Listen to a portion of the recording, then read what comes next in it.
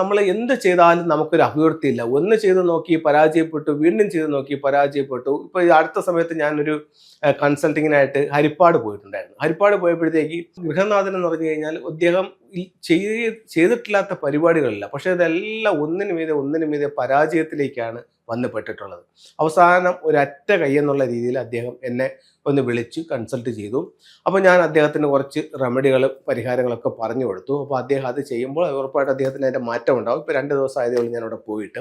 അപ്പം നിങ്ങൾക്ക് എല്ലാം പരീക്ഷിച്ച് നോക്കിയ നിങ്ങളാണെന്നുണ്ടെങ്കിൽ ഇതും കൂടെ ഒന്ന് നിങ്ങൾക്ക് പരീക്ഷിച്ച് നോക്കാവുന്നതാണ്. നിലവിലുള്ള സാഹചര്യത്തിൽ നിന്നും എന്തെങ്കിലും രീതിയിൽ നിങ്ങൾക്ക് വ്യത്യാസം ഉണ്ടാവുന്നു നിങ്ങൾക്ക് തോന്നുന്നുണ്ടെങ്കിൽ മാത്രം ഒരു കൺസൾട്ടിങ് എടുത്താൽ മതിയാവും.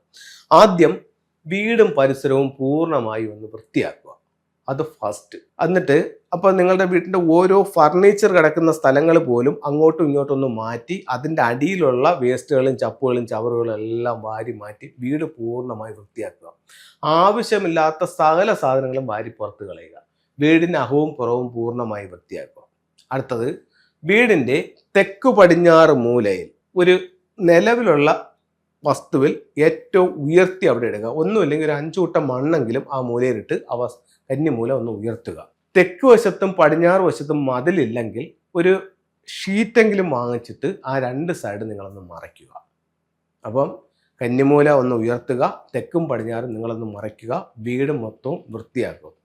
വീടിന് പുറത്ത് വടക്ക് പടിഞ്ഞാറ് മൂലയിൽ ഒരു 6 റോഡ് വിൻചയം, അധികം പൈസയൊന്നും ആവൂല, ഒരു 6 റോഡ് വിൻചയം വാങ്ങിച്ചൊന്ന് ഹാങ് ചെയ്യുക.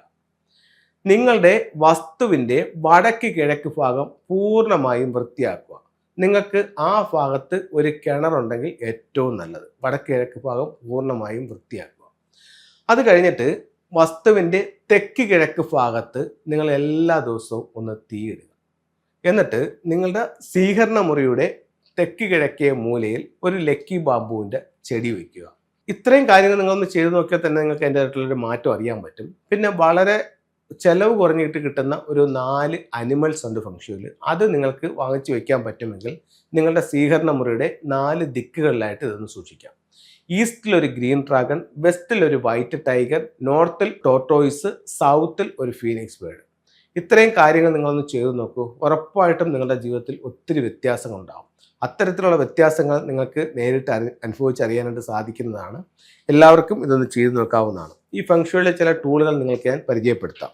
ഇപ്പം ഞാൻ നിങ്ങളോട് പറഞ്ഞ 4 ടൂളുകൾ എന്ന് പറയുന്നത്, 1 ഈസ്റ്റിലെ ഗ്രീൻ ഡ്രാഗൺ ഇതാണ്, 2 അതിൻ്റെ ഓപ്പോസിറ്റ് വെസ്റ്റിൽ വെക്കേണ്ട വൈറ്റ് ടൈഗർ ഇതാണ്, സൗത്തിൽ വെക്കേണ്ട ഫീനിക്സ് ബേർഡ് ഇതാണ്, നോർത്തിൽ വെക്കേണ്ട ടോർട്ടോയിസ് ഇതാണ്. ഇത് 4 ദിക്കുകളിലായിട്ട് നിങ്ങൾക്ക് സൂക്ഷിക്കാവുന്നതാണ്. അതുപോലെ തന്നെ നിങ്ങൾക്ക് ഇത്തരത്തിലുള്ള ട്രാവലിംഗ് ബുദ്ധ വാങ്ങിച്ചു വയ്ക്കാം. ഇതിനോടൊപ്പം നിങ്ങൾ വാങ്ങിച്ചു വയ്ക്കാനല്ല പറയുന്നത്, നിങ്ങളുടെ ജീവിതത്തിൽ മാറ്റങ്ങൾ ആവുന്ന അനുസരിച്ചിട്ട് ഫംഗ്ഷയുടെ പല ടൂളുകളും നിങ്ങൾക്ക് വാങ്ങിച്ചു വെച്ച് പരീക്ഷിച്ച് നോക്കാവുന്നതാണ്.